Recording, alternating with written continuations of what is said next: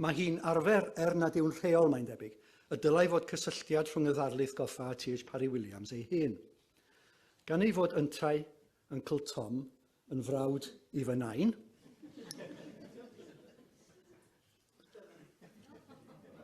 awgrymodd Elin Haf Griffith Jones gan hanner Cellwair y byddai crybwyll hynny yn ddigon.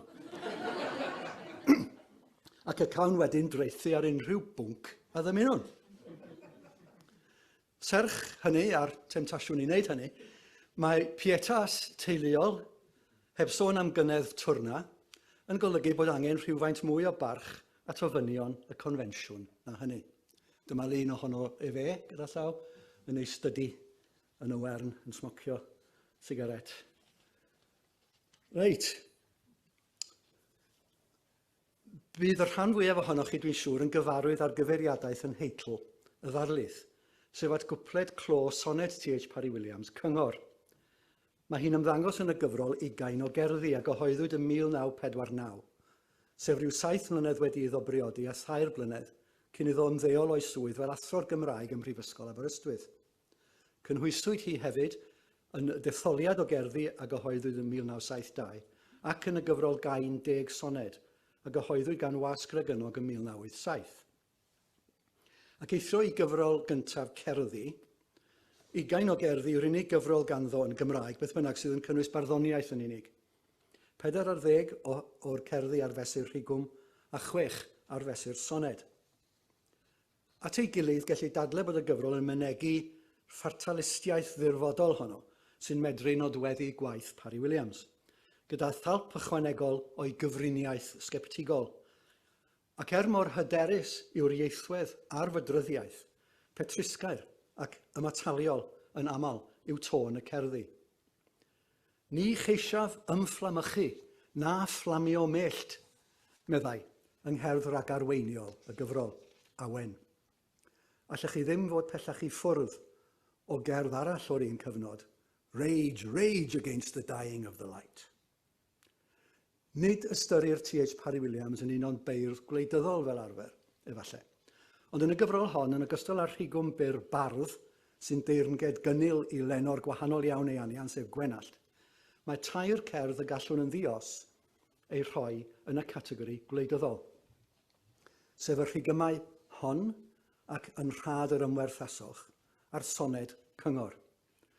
Mae'r 2 ohonynt yn ei gwahanol ffyrdd yn ymdrin â Chymru a'r Gymraeg drwy sbectol fatalistig, betrisgar. Mae rhyw bryder anochel yn diffinio'r 2. Mae'r 2 hefyd yn defnyddio techneg eironi trwm iawn, coegi, mwyn lambastio yr union betrisgarwch hwnnw mewn modd gochwerw sy'n ymylu ar fod yn hunan fflangellol. Ystyriwn felly y soned Cyngor. Dyma hi, i chi gael gweld. A dyma fydd eich sleid ola chi gyda llaw, bydd dim mwy o sleids ar ôl, byddwch chi'n falch i glywed.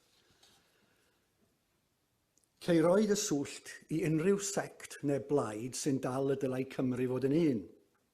Cei drafod, fel ysgolor os bydd rhaid hanes a llen a chan dy wlad dy hun. Os byddi yn y cysegr yn cael blas ar foliant yn Gymraeg, pob hwyl i ti, ni wneud ddim drwg i neb am moddion gras, na dim o'i le asiant a litany. Ond rhag i bethau fyned yn draed moch wrth drin hanfodion cenedl yn dyblwy, gofala di na chodi di dy gloch ac enwi'r iaith yn un ohonynt hwy. Cei ganmol hon fel canmol jwg ar seld, ond gwna hi yn hanfod ac fe gei di weld. Soned dawel yw hi, heb fawr o gynildeb yn ddi ar yr olwg gyntaf. Mae rhyw deimlad ffwrdd â hi bron amdani ac ambell ymadros i braidd yn drwsgwl, fel pa bai yno mwyn cwrdd â gofynion medryddol y mesur. Mae'r rhain wrth gwrs yn dechnegau sy'n tueddu fod yn nodwedd o rigymau Parry-Williams. Dydy hi ddim yn ymgodymu'n anghysurus gyda theimladau cenedlaetholgar, fel y mae hon yn ei gwneud. Mae hi'n llai chwerw o lawer ei ffôn nac yn rhad yr ymwerthasoch. Mae yma goegi, wrth gwrs, ond nid yw hynny yn arwain at arswyd nac at ddicter, fel y gwna yn y naill a'r llall o'r 2 gerdd arall. Yn hytrach mae fel ta'n deillio o ryw fan blinedig bron, nes bod y gei di weld ar y diwedd yn ymddangos yn ddatganiad diffiant yn hytrach nag eironig. yn drymlwythog o fyd-lydded neu Weltschmerz, os dywedont yn yr Almaen. Serch hynny, mae'r cwpled ola yn dipyn o ffefryn, gan rai sy'n weithredol yn wleidyddol dros y Gymraeg. Caiff ei difynnu gydag arddeliad, enghraifft, yng Nghân Dafydd Iwan. Mae'r Saesneg yn essential. Dyma gydio mewn geiriau sy'n gynnyrch yr interregnum petrisgar rhwng diwedd yr Ail Ryfel Byd a thynged yr iaith, a'i troi yn slogan i'w bloeddion hyderus i wyneb y drefn. Nid hyder fodd bynnag, fel yr awgrymais, ond ymatal pryderus ydyn ni'n ei gweld ar waith yn y soned. Bydd yn oddefol yw'r cyngor yn yr wythawd, cadwa hyd braich, rhod a arian, trafoda'n ysgolheigaidd, ciliau'r capel, yr wyt ti ar dir diogel. Yn y chwechawd, eir ymhellach, nid ymatal, nid bydd yn ddiogel, ond ymatal. Paid â bod yn weithredol, neu fe geid i weld. Mae rhybydd a bygythiad yn y geiriau oraf hyn geid i weld. Does dim manylion beth yn hollol fydd y canlyniadau, ac eithrio o bydd pethau'n mynd yn draed moch, ond mae'n eglur na ddaw dim lles i ti, nac efallai chwaith i neb arall, o godi dy gloch. Gwell o lawer yw cadw'r jwg hyd braich ar y seld. Sylwer, mae'r weithred y cynghorir yn ei herbyn yw enwi'r iaith yn un o hanfodion cenedl. Enwi'r iaith yn un o hanfodion cenedl. Dyma grybwyll un o'r trafodaethau mwyaf chwyrn ac efallai mwyaf saethig am Gymreictod yn ystod yr 20fed ganrif. I ba raddau y gellu dweud bod y Gymraeg yn hanfod neu yn elfen anhepgor o'r genedl Gymreig, o Gymru, neu o fod yn Gymro neu yn Gymraes. Mae'r modd trifflig y gofynnais y cwestiwn yn datgelu yn syth ar anhawster gyda'r ddadl. Mae'n anodd cael gafel ar droedle ar ei chyfer. Cysyniadau llithrig fu cenedl, Cymro, a hyd yn oed iaith drwy hanes. Fel y nododd Peredur Lynch, cyn y newid ieithyddol mawr yng Nghymru, o chwarter olaf y 4edd ganrif ar 15 ymlaen, roedd yr iaith yn rhan anatod o'r hunaniaeth Gymreig. Roedd Cymro Cymraes hefyd yn siarad Cymraeg yn ôl y farn gyffredin. Yn yr oesoedd canol, roedd y gair iaith hefyd yn golygu pobl, cenedl, a gair arall am rywun oedd estron oedd anghyfiaeth, un heb fod o'r un iaith. Ond i'r mwyafrif o bobl sy'n ei hystyried eu hunain yn Gymru heddiw, nid yw siarad Cymraeg yn un o'r rhagofynion. Dyna meddai Peredur Lynch. Wel, sut mae modd sôn am y fath beth a hanfod mewn cyd-destun mor llithrig? Un ateb wrth gwrs yw drwy fynd ati i greu dy fframwaith cysyniadol dy hun a diffinio dy dermed dy hun, a thrwy hynny sefydlogi'r disgwrs. Dyma wnaeth J.R. Jones er enghraifft yn ei gyfrol Prydeindod, drwy ddadlau bod tair elfen hanfodol gan genedl, sef ei thiriogaeth, ei hiaith a'i sofraniaeth. Yn wyneb diffyg sofraniaeth, nid cenedl mor Cymru, ond pobl, yn rhinwedd cydymdreiddiad y ddwy elfen hanfodol, iaith a thiriogaeth. Dyna chi wedyn y cysyniad o Gymru cyflawn ac anghyflawn ar sail medru'r iaith, oedd yn rhan o ideoleg mudiad adfer. Ac fe gymhlethwyd yr holl ddadleuon am yr iaith fel hanfod Cymreictod ymhellach, gan drafodaethau am gwestiwn sydd efallai yn rhagflaenu'r dadleuon hynny, sef bodolaeth Cymru. A oes y fath beth a Chymru yn bod? Neu fabwysiadu tair ffordd wahanol, falle ychydig yn anheg fan hyn, y gosodwyd y cwestiwn gan dri meddyliwr gwahanol. When was Wales? Wales? Wales? A pam na fi Cymru? Mae'r amheuon sydd yn rhan o'r ymadroddion hyn yn datgelu natur ansefydlog, y syniad o Gymru ei hun, heb sôn am Gymreictod. Be sydd i gyfri am y fath amwysedd? Nawr, rhy hawdd fyddai meithrin y safbwynt gwrth-ddeallusol, mae dyma ganlyniad anochel, gofyn gormod o gwestiynau dwl. Gwyddonwyr wedi'r cyfan sydd yn gofyn ac yn gwybod pan fod eira'n wyn. Serch hynny, nid oes rhaid i ni chwaith o ganlyniad ildio'r tir i'r amheuwyr, nes canfod ein hunain mewn rhyw gors ôl fodern, lle'r arddelwn fod Cymru yn bod, na chredwn ynddi i gael adleisio sylw Parry-Williams am y tylwyth teg. Mae'n werth codi'n golygon uwchlaw ein gorwelion Cymreig. A oes ansicrwydd dirfodol o'r fath ynghlwm wrth fodolaeth ein cymdogion? Nid oes neb hyd y gwni wedi mynd ati i holi wenwyr Scotland, na pam na fu'r Alban. Ymddengis i mi fod y gwahaniaeth hwn yn deillio yn syml iawn o'r gwahaniaeth yn y berthynas gyfansoddiadol rhwng y ddwy wlad a Lloegr yn y lle cyntaf a gwladwriaeth y Deyrnas Gyfunol yn yr ail le. By'r Alban yn wlad sofran annibynnol, bu ganddi ei senedd, ei llywodraeth, ei deddfau, ei chyfundrefn, a'i thiriogaeth gyfreithiol ei hun.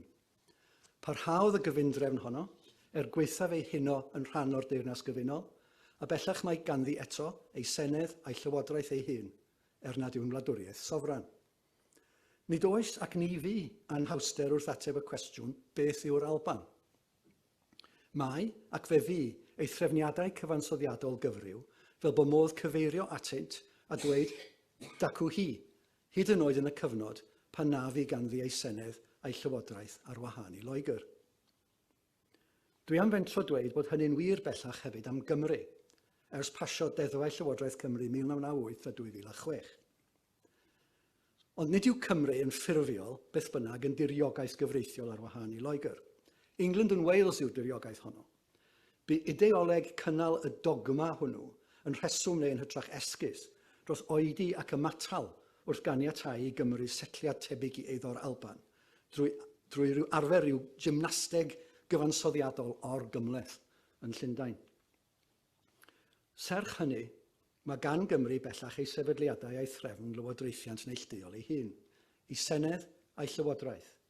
Dyma gydnabod bodolaeth Cymru fel endid cyfansoddiadol ar wahân i Loegr. Gallwn ddweud dacw Gymru. Beth bynnag fu amwysedd ynghylch natur Cymru a'i bodolaeth cyn hyn, dyma wirionedd cadarn y gallwn ei arddel, gwaded o fado, am y tro beth bynnag. Dwi am fentro dweud hefyd fod y Gymraeg yn hanfod yr endid hwnnw, ond maddeuwch i mi am ymhelaethu rhywfaint ar y trywydd cyfansoddiadol yn gyntaf, gan ei fod yn fy marn i yn rhan o'r rheswm pam y gellir dweud hynny am y Gymraeg. Byddwch rwy'n siŵr yn gyfarwydd ar hanes am Dr Samuel Johnson, y beirniad ar geiriadur Saesneg o'r 19fed ganrif, yn gwrthod athroniaeth ddelfrydolaidd yr esgob Berkeley. Roedd Berkeley yn gwadu bodolaeth y byd materol, yn bod. I refute it thus, meddai Johnson, a rhoi cic i garreg. Fe allech yn deg ddadlau, mae rhyw dric meddwl tebyg ar fy rhan i, yn ymylu ar gam resymegu, yw pwyntio at y trefniadau cyfreithiol a chyfansoddiadol newydd hyn, mwyn osgoi gorfod mynd i'r afael, a'r cymhlethdodau cynnil sydd yn hlwm wrth natur Cymreictod a pherthynas y Gymraeg a Chymru. Wedi'r cyfan, un peth yw datgan mae fel ar fel mae pethau de jure fel mater o gyfraith. Peth arall yw canfod a ydynt yn bod felly go iawn, de facto fel mater o ffaith. Pe baich yn gwneud y cyhyddiad hwnnw yn fe erbyn, mi fi aswn yn pledio'n eog, ond yn fe iawn bwyll. Cynigiaf ddau gyfiawnhad dros hyn. Yn y lle cyntaf, mae gan fframweithiau a darpariaethau'r gyfraith mewn gwladwriaeth seciwlar arwyddocâd, grym ac effaith sy'n wahanol o ran natur i fframweithiau cysyniadol eraill nad ydynt yn meddu ar awdurdod a statws y gyfraith. Mae deddfa yn cael effaith ymarferol yn y byd go iawn o ran ymddygiad ac hefyd yn arwyddocaol yn y cyd-destun hwn o ran canfyddiad. Yn yr ail le, mae modd dadlau bod meddu ar set o reolau cyffredin ar gyfer llywodraethu yn un o nodweddion unrhyw sefydliad neu gymuned. Ystyriwch yr eisteddfod genedlaethol a phob eisteddfod leol. Yr endid paradoxaidd hwnnw undeb yr annibynwyr a phob capel sydd ynddo. Ystyriwch gyngor sir Ceredigion a hyd yn oed bob grŵp ar Facebook. Beth bynnag arall a ddywedwyd amdanynt, ni chwestiynwyd ei bodolaeth. Mae ganddynt oll yn fwy neu lai ffurfiol ei rheolau, sy'n datgan ei bodolaeth ac sy'n llywodraethu ei gweithredoedd ac ymddygiad ei haelodau. Mae gan hyd yn oed yr Anarchist Federation gyfansoddiad ysgrifenedig sy'n cynnwys rheolau manwl. Gwglwch o, mae'n wir. Yng ngeiriau'r anthropolegydd ar gyfreithwraig Fernanda Parry, beyond the disciplinary authority of the state, law and legalism have a power of their own. Anhawster Cymru yw na fi ganddi yn wahanol i'r Alban a'i chyfundrefn gyfreithiol ar wahân, y fath reolau neilltuol iddi hi ei hun. Hanes cymleth o uno, cymhasu a gwadu, am yn ail a bydr gydnabod, fi helynt cyfansoddiadol Cymru am ganrifoedd, dan gyfraith Lloegr a than awdurdod i choron. Hyd yn oed yng nghyfnod llys y sesiwn fawr a ddiddymwyd yn 1830, cyfraith Lloegr a weinyddwyd, adran yn Llywodraeth y Deyrnas Gyfunol oedd y swyddfa Gymreig. Mewn geiriau eraill, ni fi Cymru ers 1535 beth bynnag, yn sefydliad neu'n gymuned ac iddi lywodraethiant ffurfiol ar wahân, ac eithrio fel rhan o diriogaeth Cymru a Lloegr. Os oes rhaid gofyn y cwestiwn, dyma gynnig rheswm pam na fi Cymru, efallai. Fe newidiodd datganoli hynny. Os ydych yn chwilio am dystiolaeth, ynghylch sut mae pethau wedi newid o ran y canfyddiad cyfansoddiadol o Gymru, ystyriwch ddyfyniadau llysoedd barn mewn achosion lle mae pobl wedi ceisio herio dilysrwydd, deddfau a basiwyd gan Senedd Cymru. Mae'r barnwyr ar y cyfan wedi bod yn ofalus iawn i barchu bodolaeth a dilysrwydd y Senedd fel corff democrataidd neilltuol Gymreig. Yn ddiweddar er enghraifft, fe basiodd y Senedd ddeddf oedd yn gwahardd rasio milgwn. Fe geisiodd the Greyhound Board of Great Britain Limited gael yr uchel lys i ddiddymu'r ddeddf honno, gan ddadlau nad oedd ymgynghoriad teg wedi digwydd cyn mynd ati i basio'r ddeddf. Gwrthodwyd y cais gan y llys. Yng nghwrs ei dyfarniad, eber barnwyr, the Senedd owes its legitimacy to the historical and contemporary political fact that Wales is a distinct polity within the United Kingdom, and to the depth and width of the experience of its elected members and the mandate given to them by the electorate. Nodwch, the Senedd owes its legitimacy to the historical and contemporary political fact that Wales is a distinct polity within the United Kingdom.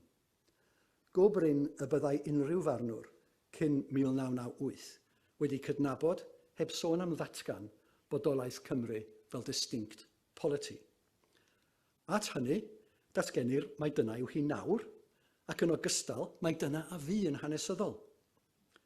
Felly, mai deddf o Lundain a greodd yr endid cyfansoddiadol, mae ei dylysrwydd fel pe bai'n deillio o fodolaeth blaenorol Cymru fel endid gwleidyddol neilltuol. Felly, yn yr achos hwn beth bynnag, mae'r newid cyfansoddiadol wedi chwildroi nid yn unig yr agwedd tuag at Gymru nawr, ond hefyd y canfyddiad o Gymru erioed, fel rhyw nofel neu ffilm wyddonias lle newidir y gorffennol. I'll be back. Hyd yn oed, os na allwn yn yr oes hon, ddatgan gydag Emrys ap Iwan, ein ffydd fod Cymru yn genedl drwy ordeiniad Duw, mae iddi yn ôl y dadansoddiad barnwrol hwn, serch hynny, darddiad anghyffwrdd uwch law ordeiniad Senedd Llundain, sy'n dod o ni o'r diwedd at y Gymraeg.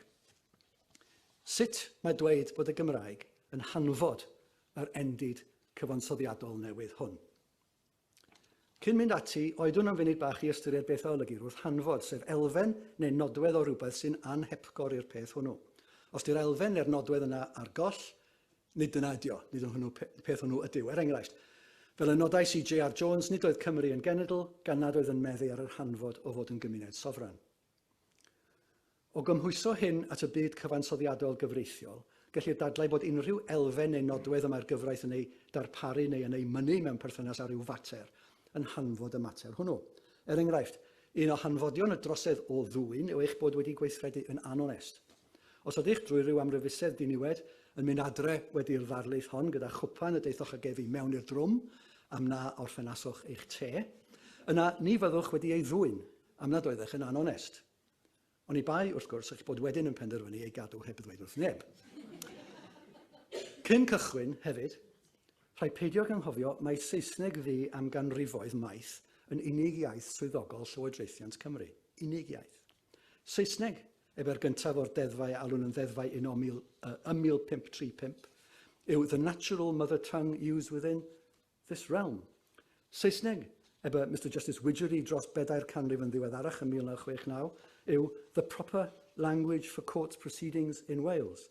Saesneg oedd iaith deddfu, iaith gweinyddu, a iaith y llysoedd barn, yn ffurfiol beth bynnag.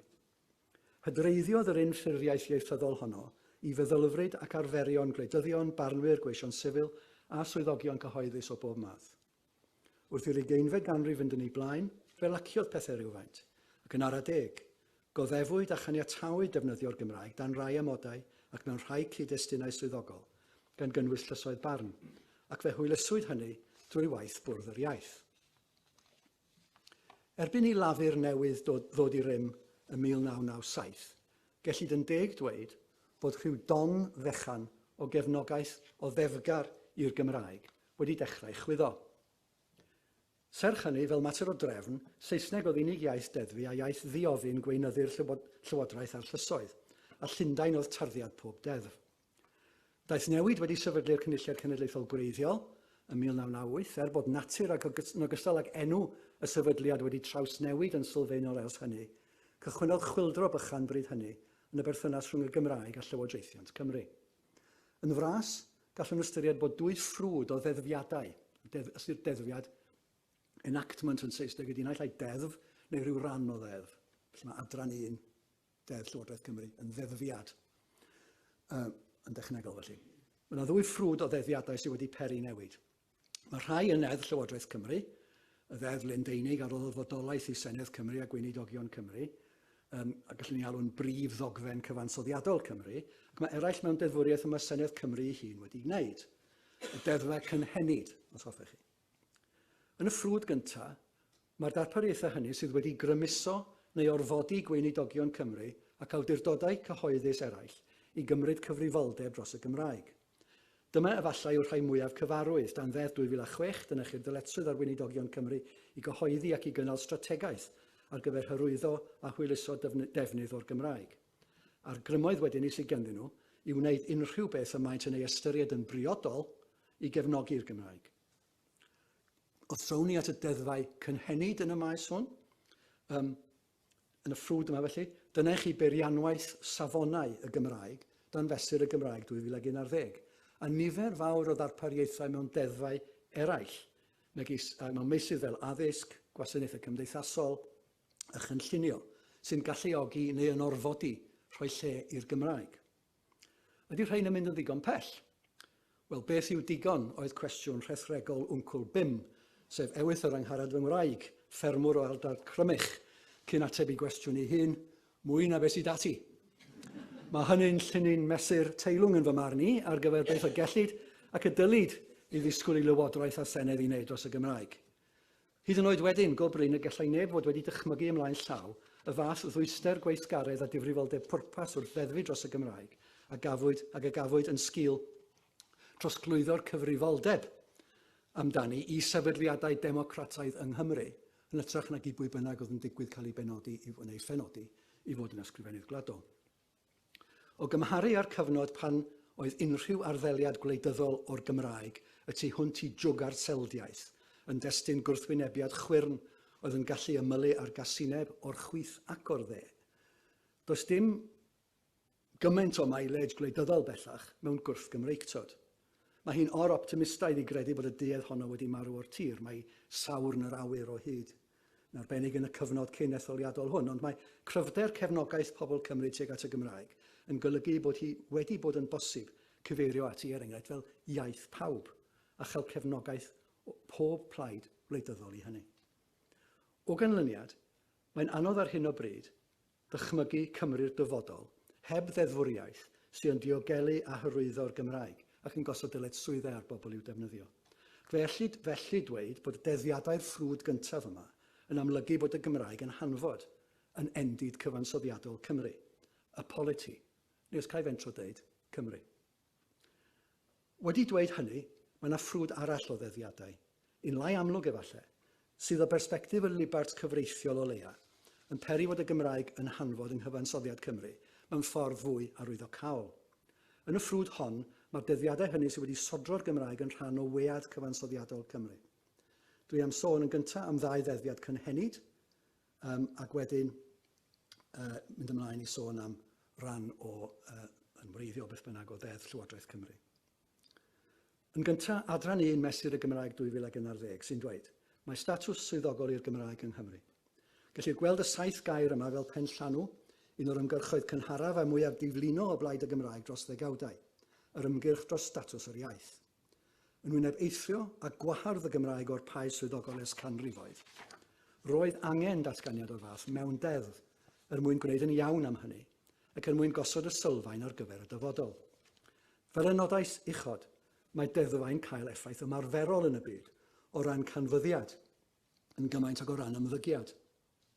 Mae hynny yn arbennig o wir am ddarpariaethau, y gellir ei gweld fel rhai creiddiol, rhai a fyddai mewn gwledydd eraill yn tueddu i gael eu cynnwys mewn dogfennau cyfansoddiadol, sy'n datgan nodweddion penodol a hanfodol y wladwriaeth neu'r diriogaeth. Megis y datganiad am yr iaith Basgeg yn erthygl 6, Statut Hunanlywodraeth Gwlad y Basg. Ond yn anffodus, nid oedd y weledigaeth honno o natur a diben adran 1 mesur y Gymraeg yn cael ei rhannu gan bawb. Teg dweud nad yw'r drefn Brydeinig yn ffafrio datganiadau penagored mewn deddfau, ac yn sicr mae ei chyfreithwyr yn ddrwg dybys ohonynt. Deillia hyn efallai o absenoldeb unrhyw un ddogfen a gellir ei galw'n gyfansoddiad y Deyrnas Gyfunol, ac sy'n cynnwys datganiadau categorig o hanfodion y wladwriaeth. Mae datganiadau o'r fath yn rhy hanfodol mewn modd sy'n estron i deithu meddwl a thraddodiad y gyfraith gyffredin a'i gweision, sy'n dymuno hoelio pob dim lawr yn gadarn, fel nad oes lle i amau union rychwant y ddarpariaeth dan sylw. Nawr, nid wyf yn sylwebydd diduedd am yr ymgyrch ynghylch geiriad adran 1. Rydw i ddim am ychlethu gyda holl droion i hanes.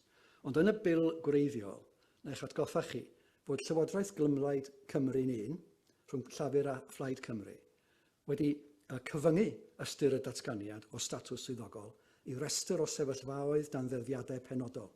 Mewn geiriau eraill, fe grybachwyd yr egwyddor gyffredinol yn ddiffiniad manwl. Gwrthwynebwyd yn chwyrn yr ymgyrch i ddadwneud y glastwreiddio hwn. Pwy a wyr rhybuddiodd cyfreithwyr y Llywodraeth, beth fyddai pen draw datganiad penagored o'r fath? Pa ddyled swyddau a chyfrifoldebau beichus ac annisgwyl mewn perthynas â'r Gymraeg a llasau ddisgyn ar ysgwyddau'r sector gyhoeddus yng Nghymru? Gnewch chi hynna, ac fe gewch chi weld. Nawr, dydw i ddim yn gweld bai arnyn nhw. Gwaith cyfreithwyr yn aml i'w rhybuddio i gleiant am beryglon posibl o flaen y cleiant. Penderfyniad y cleiant yw hi i ba raddau y dylai dalu sylw i'r rhybudd.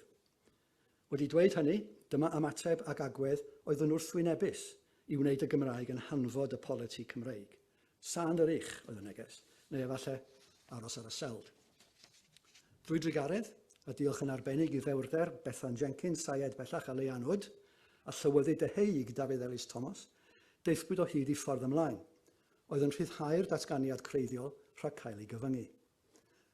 Byda fo am hynny, ac bod ambell un wedi amau effeithiolrwydd y geiriau terfynol, awgryma fod y ffaith fod gan y Gymraeg drwy ddeddfiad, datganiad o statws swyddogol, a hynny gyda chefnogaeth pob un blaid wleidyddol, bellach yn beth normal. Mae'n wybodaeth gyffredinol ac yn hydreiddio canfyddiad rhan helaethaf trigolion Cymru o natur Cymru. Mae'n hanfod. Ac wrth gwrs, fel sy'n digwydd wedi i rai ddarogan gwau am ryw fater statudol sy'n cryfhau'r Gymraeg yn y pai gyhoeddus, ni ddaeth y byd i ben.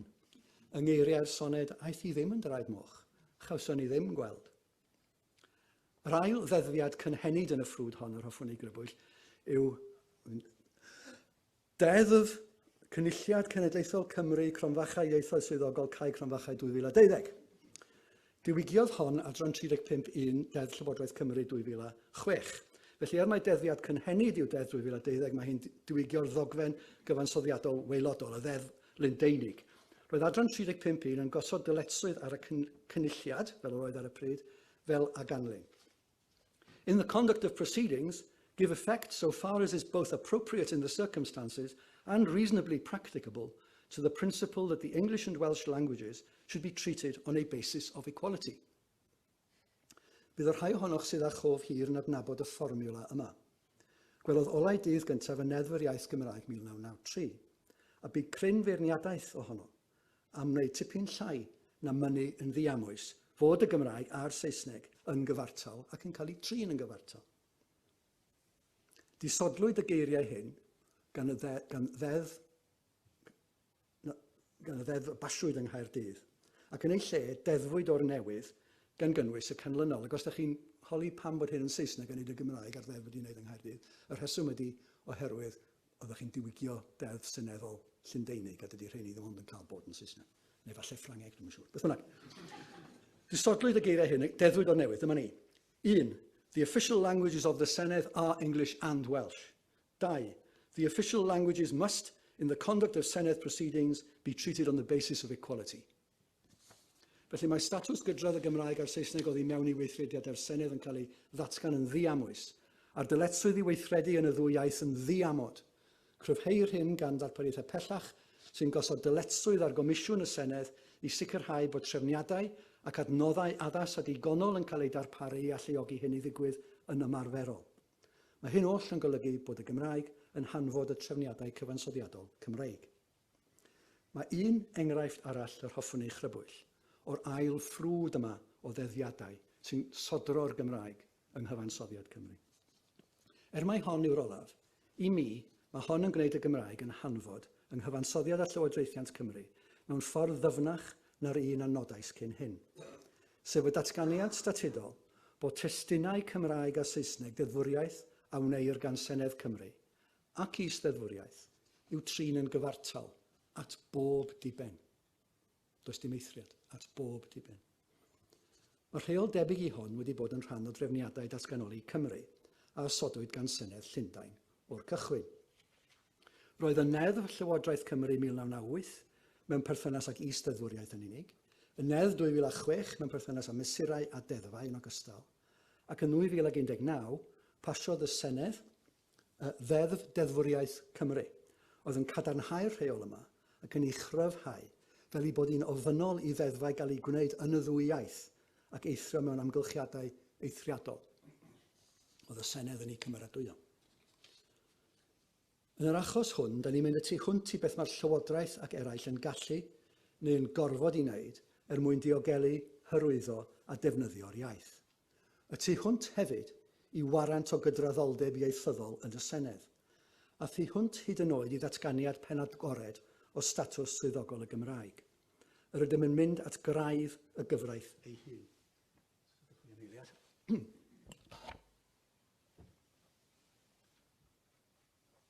Does dim yn fwy hanfodol i drefniadau llywodraethiant cymuned o bobl na'i chyfreithiau.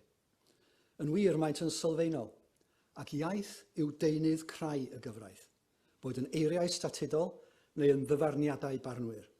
Dyma osod y Gymraeg felly yn rhan o'r deunydd creu hwnnw, yn rhan o'r sylfaen. Beth bynnag arall y ddywedwn ni am y berthynas rhwng y Gymraeg a'r Saesneg, does dim modd gwadu y bu anghyfartaledd grym rhyngddynt y maes llywodraethiant. Cyfreithiau a deddfau yw sylfaenu ffurfiol yr anghyfartaledd hwnnw. Maent wedi gweithredu i allgau'r Gymraeg o Lywodraethiant Cymru dros ganrifoedd. Nid yn unig oherwydd ei bwriad a'i cynnwys, gwahardd defnydd o'r Gymraeg, yn llysoedd ar ond hefyd oherwydd mae yn Saesneg yn unig y maent wedi bod ac wedi cael bod. Dros y canrifoedd, bu Saesneg yn unig gyfrwng dilys y gyfraith. Unig gyfrwng dilys mynegu, lledaenu, cynnal ac atgyfnerthu grym y wladwriaeth. Ac ar yr un pryd drwy hynny, rym yr iaith Saesneg ei hun a'i goruchafiaeth o ganlyniad dros y Gymraeg. Wrth edrych nôl, mae'n dipyn o syndod bod y rheol yma wedi gwreiddio o gwbl mewn ddeddfwriaeth o Senedd Llundain. Soniais uchod am hoffter y drefn gyfreithiol Brydeinig o hoelio pob dim i lawr yn gadarn, fel nad oes lle i amau union rychwant geiriau deddf. Mae'r syniad y byddai gan ddeddf ddau destun gwahanol mewn ddwy iaith gwahanol, a bod y ddau destun yr un mor ddilys a'i gilydd ar yr olwg gyntaf yn anathema i'r deheuad hwnnw. Onid cynnyddu'r tebygolrwydd o ddryswch, ansicrwydd ac anghytundeb mae trefn o'r fath? Yn draddodiadol, lle bod mwy nag un ddogfen gyfreithiol, bydd cyfreithwyr yn gofalu datgan yn eglur, pa un sy'n drech na'r lleill os oes anghysundeb rhwngthyn nhw fel hierarchiaeth o ddogfennau. Ond does dim cymorth hawdd felly i'w gael yn y cyfyngder hwn. Mae'r ddau destun yn gydradd o ran statws. Ystyriwch hefyd hyn. Nid yw Cymru yn ffurfiol ac yn wahanol i'r Alban yn diriogaeth gyfreithiol ar wahân i Loegr. Yn ffurfiol, dim ond un gyfraith Cymru a Lloegr sydd. Oddi mewn i un diriogaeth gyfreithiol. Rhan o'r gyfraith honno yw'r deddfau a basir gan Senedd Cymru. Ac fe all y deddfau hynny ar y degau estyn i mewn i Loegr. Rhan felly o gyfraith Cymru a Lloegr yw testunau Cymraeg a Saesneg y deddfau hynny. Ac y maent yn gydradd ei statws at bob diben, gan gynnwys ei dehongli mewn llysoedd barn yng Nghymru, ac wrth gwrs dros glawdd Goffa. Ac mae hynny'n wir hefyd dan gyfraith yr Alban a Gogledd Iwerddon, enghraifft. A gan bod y gyfreithio hyn yn medru estyn mewn i Loegr, a gan bod unrhyw achos llys yn ymwneud â Chymru yn gallu cael ei glywed mewn unrhyw lys yn Lloegr. O theori. Pe dymunai ryw eiriolwr gyfeirio at destun Cymraeg deddf mewn achos yn Nottingham, byddai rhaid i'r barnwr dderbyn dilusrwydd y testun hwnnw. Lle roedd Gochelgarwch ceidwadol Bondi Grybwyll San Steffan a'i chyfreithwyr tuag at y Gymraeg? Lle bynnag yr oedd, fe ddeddfwyd yn hapus yn ddwyieithog am dros chwarter canrif erbyn hyn. Ac unwaith eto, ddaeth y byd ddim i ben. Ac o'r cychwyn, roedd difrifoldeb pwrpas ynghlwm wrth y dasg. Rhaid talu teyrnged yma i'r cyfreithwyr, ieithegwyr a gweision sifil di-sôn amdanynt, a fe llafurion ddyfal mwyn gosod seiliau cadarn ar gyfer y gwaith. Ac yn sicrhau wedyn bod paratoi deddfwriaeth o ieithog yn digwydd fel mater o drefn. Hyd yn oed yn ystod cyfnod pandemig Covid, pan oedd y deddfau oedd yn rheoli ein bywyd bob dydd yn cael ei newid yn aml ac ar fyr-rybydd a weithiau bob dydd, llwyddwyd i gynnal trefn o ddeddfu ddwyieithog. Wrth gwrs, fe fydd gwahaniaeth rhwng fersiynau gwahanol o'r un ddogfen mewn dwy iaith. Yn ystod y cyfnod clo, enghraifft, roedd dyletswydd dan fersiwn Saesneg y rheoliadau i aros indoors, ond dan y rhai Cymraeg i aros dan do. Beth pe bai rhywun yn aros mewn gazebo? Neu babell. Mae gan y fath beth do, ond nid oes ganddo ddrws. A fyddai trosedd wedi ei chyflawni. Dwi'n dreulio gweddill y Darlith yn trafod y cwestiwn. Na, dwi ddim. Delfryd hunan dybys y gyfraith yw ei bod hi bob tro yn gyfan gwbl eglur a diamwys. Fel y gwyr pob cyfreithiwr a chyfreithrau gwerthu halen, mae ymwysedd ac aneglurder yn nodwedd gyffredin oddi mewn i'r un ddogfen, mewn un iaith yn aml. Fel arall, ni fyddai gwaith iddynt. Does dim angen estyn am gymorth Jacques Derrida neu rhyw ddadadeiladwr arall i wybod bod yna mwy nag un rheswm ystyr yn bosib. Ond a bod yn deg, mae'r sefydliad cyfreithiol yn ei uchelfannau yn yr un modd ag y mae wedi parchu'r Senedd fel corff democrataidd, hefyd wedi dangos parch tuag at ddilysrwydd a statws deddfwriaeth Gymreig yn Gymraeg. Yn 2019, cyhoeddodd Comisiwn y Gyfraith adroddiad ffurf a hygyrchedd y gyfraith yng Nghymru.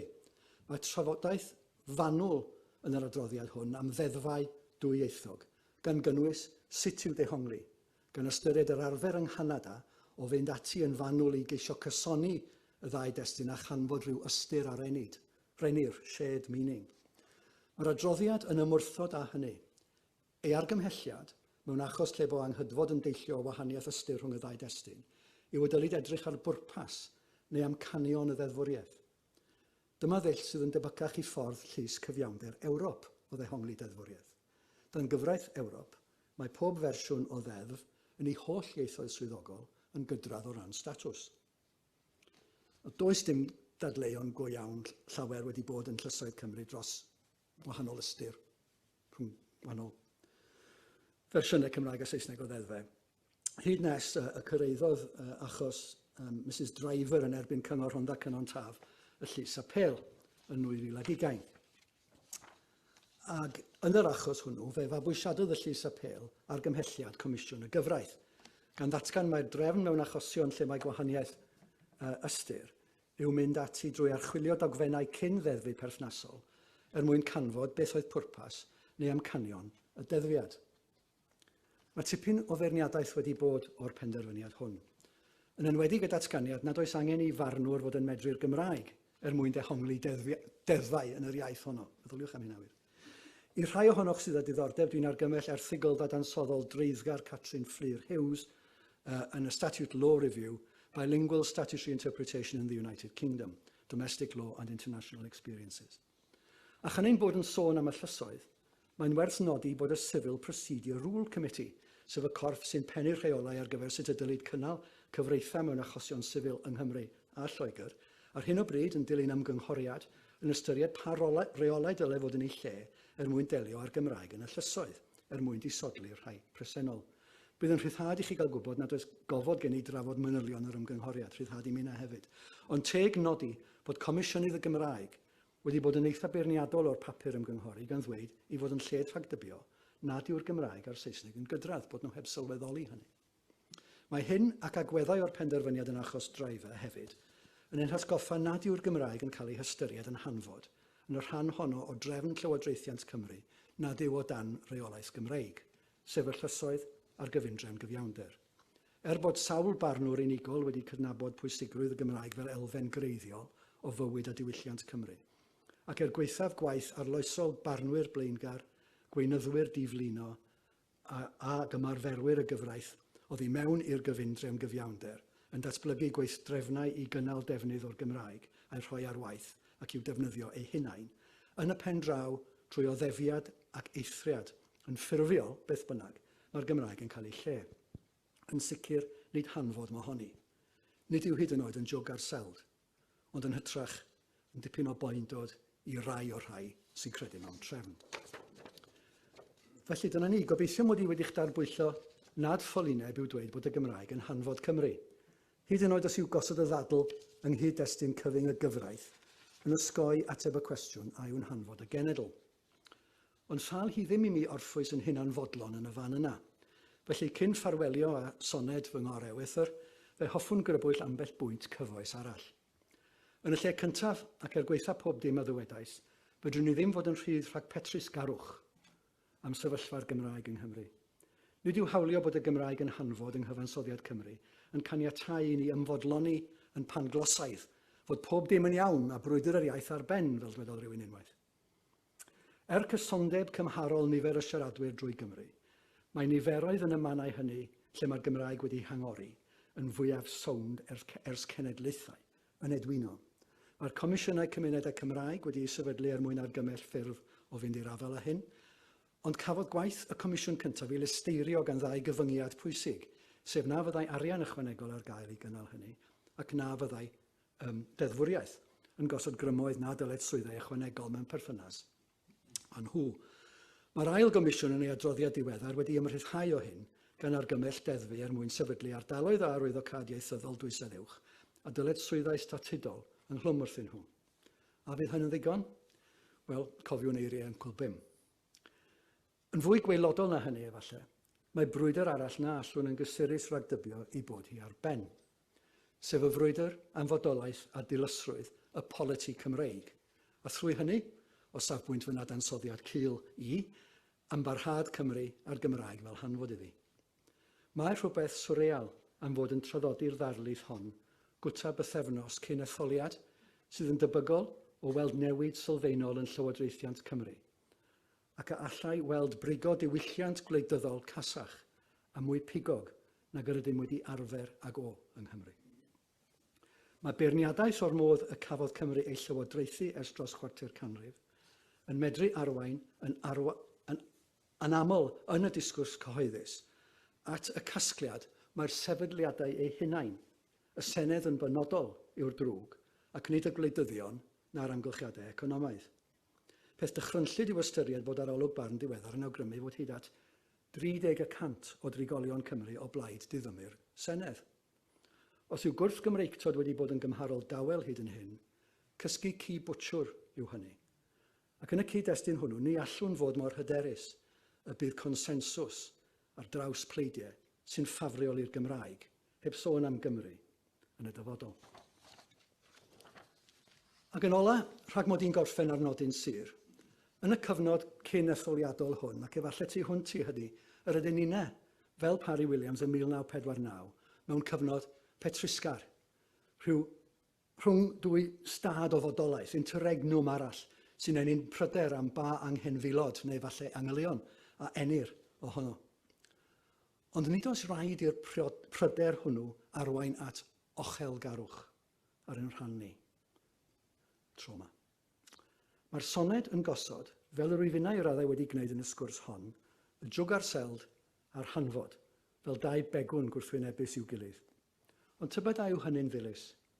Nid yw'r jwg yn colli ei hyfrydwch cain o'i hestyn o'r seld i'w defnyddio at bwrpasau ymarferol y tu hwnt i'w harddangos yn unig. Yn yr un modd, gallwn ddal ati i ganmol a dathlu a ffoli ar hyfrydwch y Gymraeg, ar yr un pryd a gwneud yn fawr o'n cyfle, i'w harddel fel hanfod ein cyfansoddiad, drwy ei defnyddio'n ddibetrus yn y cyd-destun ffurfiannol hwnnw, yn ogystal ac ym mhob cyd-destun arall, mwyn ei chadw hi'n hanfod de facto yn ogystal â de jure o'r Gymru gyfais. Beth ddaw o hynny? Wel, gawn ni weld. Oni ellir darllen a deall yr ymadrodd hwnnw fel proffwydoliaeth obeithiol yn ogystal â fel bygythiad? Diolch yn fawr.